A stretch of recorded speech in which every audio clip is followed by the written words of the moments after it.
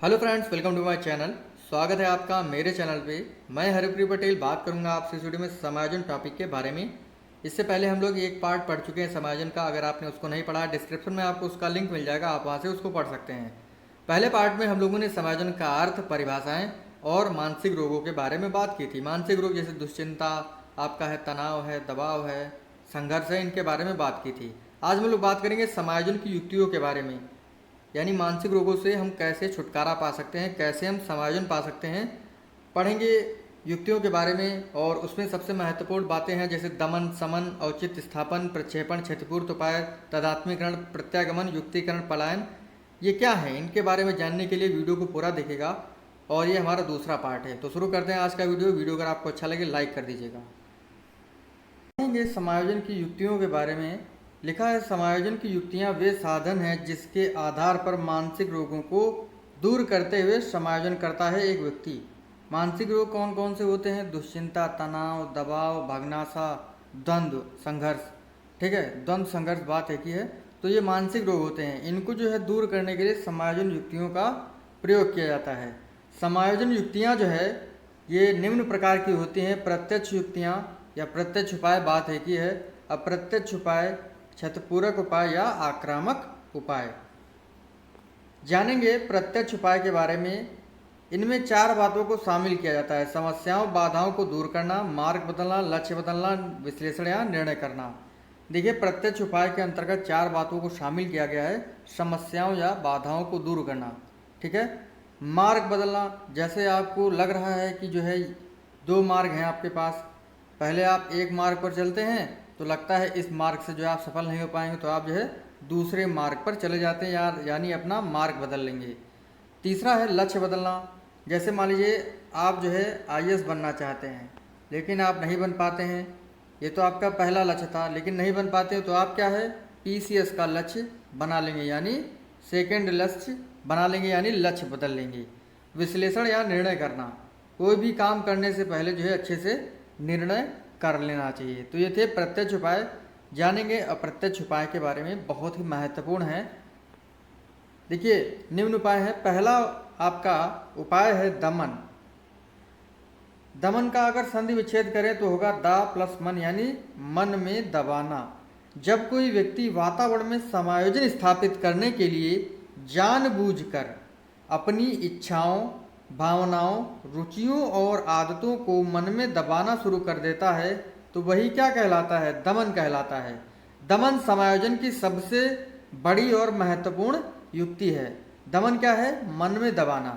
जब कोई व्यक्ति वातावरण में समायोजन स्थापित करने के लिए अपनी इच्छाओं, भावनाओं, रुचियों आदि को दबा लेता है मन में, तो वो होता है दमन।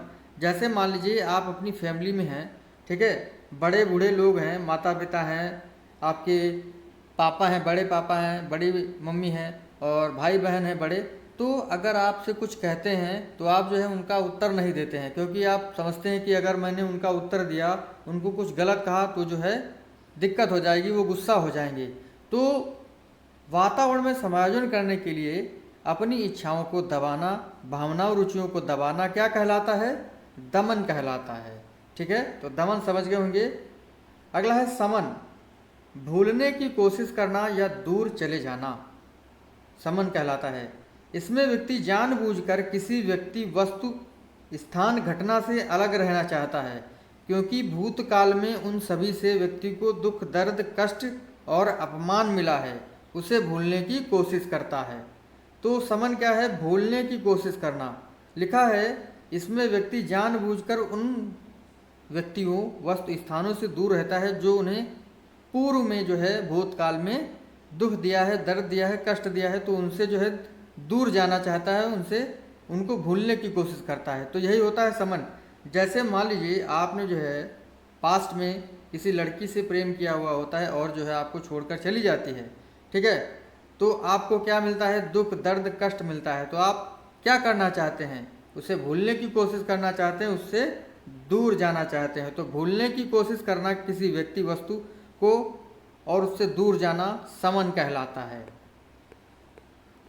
अगला आपका है औचित्य स्थापन। वस्तु पद में दोष निकालना शुरू कर देना। औचित्य स्थापन क्या है? वस्तु पद में दोष निकालना।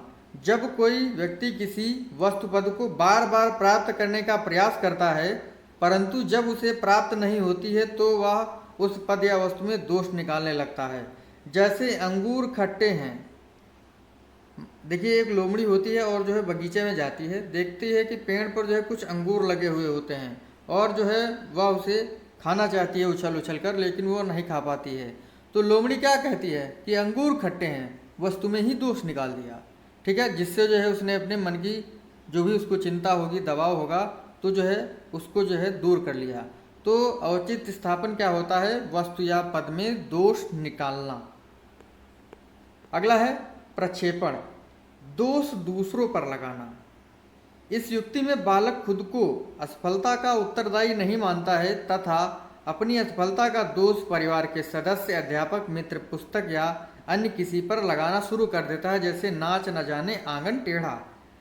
दोष दूसरों पर लगाना। आप अगर सक्सेस नहीं पा रहे हैं तो आप कह रहे हैं कि मेरी गलती नहीं है, उस वजह से मैं असफल हुआ। जैसे मान लीजिए आप जो है 10th के एग्ज़ाम में जो है फेल हो जाते हैं, तो आप क्या कहते हैं अपने घर में कि हमारे परिवार के सदस्य ने हमको नहीं पढ़ाया, अध्यापक ने अच्छा नहीं पढ़ाया, मेरे मित्र ने मेरी सहायता नहीं की, इसी वजह से मैं हाई स्कूल में फेल हो गया, किताबें अच्छी नहीं थी। तो अपनी असफलता का जो दोष है वो दूसरों पर लगाना प्रक्षेपण कहलाता है। दोष दूसरों पर लगाना क्या है? प्रक्षेपण है। अगला है क्षतिपूर्ति उपाय। बहुत ही अच्छा पॉइंट है ये। जब व्यक्ति में शारीरिक रूप से कोई कमी या दोष होता है तो वह कृत्रिम वस्तुओं और साधनों को काम में लेकर शारीरिक दोष और कमी को पूरा कर लेता है। ठीक है, जैसे छोटे कद की लड़की के द्वारा ऊंची एड़ी के सैंडल का उपयोग करना। ठीक है, तो जो है क्षतिपूर्ति अपनी पूरी कर लेती है। जैसे कोई छोटी लड़की होती है और उसकी लंबाई कम होती है तो वो थोड़ा लंबा दिखना चाहती है, तो वह क्या करती है? ऊंची एड़ी की सैंडल पहन लेती है और जो क्षतिपूर्ति होती है उसकी शारीरिक, उसको कृत्रिम वस्तुओं का प्रयोग करके पूरा कर लेती है। तो यही होता है आपका क्षतिपूर्ति उपाय। अगला है तदात्मीकरण, सामाजिक मान सम्मान को प्राप्त करने की एक युक्ति। देखिए लिखा है इसमें व्यक्ति अपना संबंध किसी ऐसे व्यक्ति, परिवार या मित्र आदि से जोड़ लेता है जिसे समाज में पहले से ही मान सम्मान और पद प्रतिष्ठा मिली हुई होती है। जैसे एक बालक के द्वारा अपने आप को आईएएस का भतीजा बताना। तदात्मीकरण, मान सम्मान और सामाजिक मान सम्मान प्राप्त करने की युक्ति। मान लीजिए बहुत से ऐसे व्यक्ति होते हैं समाज में जिनकी कोई वैल्यू नहीं होती है, लेकिन वो अपने आप को ऐसे व्यक्ति से जोड़ लेते हैं, ऐसे दूसरे व्यक्ति से जोड़ लेते हैं जिसकी समाज में मान सम्मान होती है, तो जो है इसका भी मान सम्मान होने लगता है। जैसे मान लीजिए कोई भी व्यक्ति हो जिसका मान सम्मान नहीं होता है तो कहता है मेरे फूफा के लड़के जो है आईएएस हैं, मतलब भाई हमारा आईएएस है, तो क्या जो है उनको भी मान सम्मान मिलने लगता है। तो मतलब तदात्मीकरण क्या है? सामाजिक मान सम्मान प्राप्त करने की एक युक्ति। अगला है प्रत्यागमन, वापस लौटना, विपरीत जाना। इस युक्ति में व्यक्ति के द्वारा ऐसे कार्य या व्यवहार किए जाते हैं जो उसने पूर्व में किया हुआ होता है। यानी जिन कार्यों से जो है व्यक्ति को अच्छा महसूस होता है और उसने पहले किए हुए होते हैं, तो वह उन कार्यों, उन व्यवहारों को फिर से दोबारा करता है। ठीक है, जैसे मान लीजिए जब आप कभी जो है टेंशन में होते हैं तो आप क्या करते हैं? आप जो है सॉन्ग सुनना शुरू कर देते हैं। तो जैसे ही वर्तमान में आपका होता है कि आप टेंशनाइज होते हैं तो आप क्या करते हैं? सॉन्ग सुनना शुरू कर देते हैं। तो प्रत्यागमन क्या होता है? वापस लौटना और विपरीत जाना। ठीक है, अगला है युक्तिकरण, झूठी बातों को सच साबित करने हेतु वाद विवाद, तर्क वितर्क करना। मतलब देखिए कुछ व्यक्ति ऐसे होते हैं जो झूठ बोलते हैं लेकिन अपने बात को सिद्ध करने के लिए वाद विवाद, तर्क वितर्क करते हैं। यही होता है युक्तिकरण। जैसे लिखा है इसमें व्यक्ति अपनी झूठी बातों को सही साबित करने के लिए झूठे वाद विवाद, तर्क वितर्क करना शुरू कर देता है। सामान्यतः युक्तिकरण का प्रयोग वही करते हैं जो झूठ बोलते हैं। ठीक है, तो युक्तिकरण क्या है? झूठी बातों को सच साबित करने हेतु वाद विवाद या तर्क वितर्क करना युक्तिकरण कहलाता है। अगला है विपरीत मनोरचना। जब कोई व्यक्ति वातावरण में समायोजन करने के लिए अपनी अच्छी और सकारात्मक आदतों को छोड़ देता है तथा बुरी और नकारात्मक आदतों को ग्रहण कर लेता है तो यह विपरीत मनोरचना कहलाती है। जैसे मान लीजिए आप जो है पहले एकदम अच्छे थे, कुछ खाते पीते नहीं थे, एकदम जो है साधारण जीवन जीते थे, लेकिन जो है आप ऐसे लोगों की संगति में आ जाते हैं जो शराब पीते हैं। ठीक है, तो शराबियों के वातावरण में समायोजन करने के लिए आप जो है अपनी पहले की आदत, जो आप जो है कुछ खाते पीते नहीं थे, ना ही दारू पीते थे, ना ही शराब पीते थे, तो उस आदत को छोड़ देते हैं और आप जो है दारू शराब पीने लगते हैं। यानी वातावरण में समायोजन करने के लिए आप जो है अच्छी और सकारात्मक आदतों को छोड़ देते हैं और बुरी आदतों को ग्रहण कर लेते हैं। तो बुरी आदतों को ग्रहण करना विपरीत मनोरचना कहलाता है। शोधन जो है ये विपरीत मनोरचना का विलोम होता है। शोधन में क्या होता है, इसमें जो होता है व्यवहार में होने वाला सकारात्मक परिवर्तन ही शोधन है। कह सकते हैं जब कोई व्यक्ति वातावरण में समायोजन स्थापित करने के लिए अपनी नकारात्मक और बुरी आदतों को छोड़ देता है और सकारात्मक आदतों को ग्रहण कर लेता है, वो होता है शोधन। ठीक है, जैसे मान लीजिए आप पहले दारू पीते थे, शराब पीते थे, लेकिन जो है आप जो है अच्छे लोगों की संगत में आ जाते हैं, तो आप क्या करेंगे, अपनी बुरी आदतों को छोड़ देंगे और जो है आप अच्छे बन जाएंगे। तो सकारात्मक व्यवहार को ग्रहण करना शोधन कहलाता है।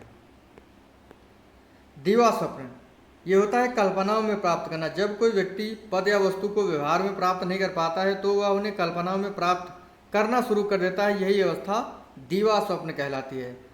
कह सकते हैं कि जब आप कोई भी वस्तु जो है प्राप्त नहीं कर पाते हैं तो आप जो है मन में ही सोचने लगते हैं। आप जैसे आईएएस नहीं बन पाए, पीसीएस नहीं बन पाए, टीचर नहीं बन पाए, तो आप जो है घर में बैठे बैठे कुर्सी पे सोच रहे होंगे कि मैं आईएएस बन गया हूँ, जिले का सबसे बड़ा अधिकारी हूँ, ऐसे काम करूँगा, ये करूँगा, वो करूँगा। तो दिवा स्वप्न होता है कल्पनाओं में प्राप्त करना। अगला है पृथक्करण, अलग हो जाना।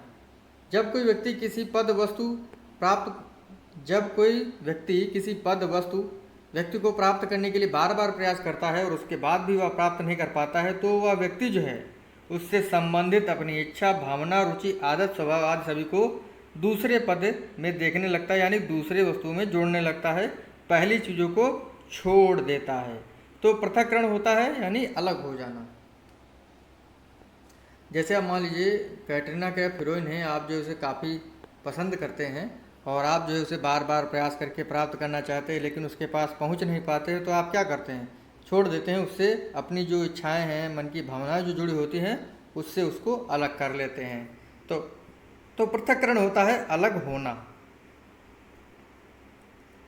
अगला है पलायन, छोड़ कर चले जाना। यह समायोजन की सबसे निम्न और कम प्रभावी युक्ति मानी जाती है। समायोजन न कर पाने पर व्यक्ति जो है एक स्थान से दूसरे स्थान पर चला जाता है, यही होता है पलायन। ठीक है, तो आप समझ गए होंगे। पलायन तो सभी जानते हैं। मान लीजिए जैसे एक स्थान पर आपका काम नहीं बन रहा है तो आप क्या करते हैं, उस स्थान को छोड़ देते हैं और दूसरे स्थान पर चले जाते हैं। तो ये तो होते हैं अप्रत्यक्ष उपाय। अब देखते हैं क्षतिपूर्त उपाय। यह दो प्रकार के होते हैं, प्रत्यक्ष क्षतिपूर्त उपाय और अप्रत्यक्ष क्षतिपूर्त उपाय। प्रत्यक्ष क्षतिपूर्त उपाय है बालक जिस विषय में कमजोर होता है उसी में मेहनत करके सफलता हासिल कर लेता है। मान लीजिए आप मैथ में कमजोर हैं तो आप क्या करेंगे, मैथ में ही काफ़ी मेहनत करेंगे और आप जो है सफलता हासिल कर लेंगे। ये होता है प्रत्यक्ष क्षतिपूर्त उपाय। अगला है अप्रत्यक्ष क्षतिपूर्त उपाय। बालक जिस विषय में कमजोर होता है उससे अलग दूसरे विषय में रुचि लेता है और सफल होता है। मान लीजिए आप मैथ में कमजोर हैं, ठीक है, लेकिन आप क्या करेंगे, हिंदी में मेहनत कर लेंगे। मान लीजिए 10th में जो है आपके 6 सब्जेक्ट होते हैं और आप जो है मैथ में कमज़ोर हैं, तो आप क्या करेंगे, हिंदी में इतनी मेहनत कर लेंगे कि आपका मैथ भी कवर हो जाए। तो बालक जिस विषय में कमज़ोर होता है उससे अलग दूसरे विषय में रुचि लेता है और सफलता हासिल कर लेता है। अगला है आक्रामक उपाय।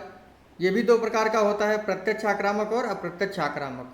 देखिए प्रत्यक्ष आक्रामक यह होता है कि जब कोई व्यक्ति आपको हानि पहुंचाता है तो आप जो है उसे तुरंत हानि पहुंचाने लगते हैं। यहाँ पे तुरंत होगा, तुरंत हानि पहुंचाने लगते हैं। यह प्रत्यक्ष उपाय होता है, क्रिया के बाद तुरंत प्रतिक्रिया। यानी किसी ने आपको 4 झापड़ मारे, 4 थप्पड़ मारे तो आपने भी उसको घुमा के 4 थप्पड़ मार दिए। तो प्रत्यक्ष आक्रामक उपाय होता है क्रिया के बाद तुरंत प्रतिक्रिया। अगला है अप्रत्यक्ष आक्रामक उपाय। जब कोई व्यक्ति किसी व्यक्ति को हानि पहुंचाता है तो दूसरा व्यक्ति उसको तुरंत हानि नहीं पहुंचाता है बल्कि सही अवसर पर हानि पहुंचाता है। यह अप्रत्यक्ष आक्रामक उपाय होता है। इसमें जो है क्रिया के बाद तुरंत जो है प्रतिक्रिया नहीं होती है। मान लीजिए किसी व्यक्ति ने आपको जो है दो चार घूंसे लाते मार दी, तो आप क्या करते हैं, एक अच्छे अवसर को देखते हैं कि इसको जो है इस समय मारूंगा जो है तब अच्छा रहेगा। तो अप्रत्यक्ष आक्रामक उपाय ऐसा होता है जिसमें क्रिया के बाद तुरंत प्रतिक्रिया नहीं होती है। तो ये समायोजन का जो थ्योरी का पोर्शन था यहीं पर समाप्त होता है। अगर आपको वीडियो अच्छा लगा लाइक कर दीजिएगा, शेयर कर दीजिएगा। मिलते हैं आपसे अगली वीडियो में। थैंक यू फ्रेंड्स, धन्यवाद।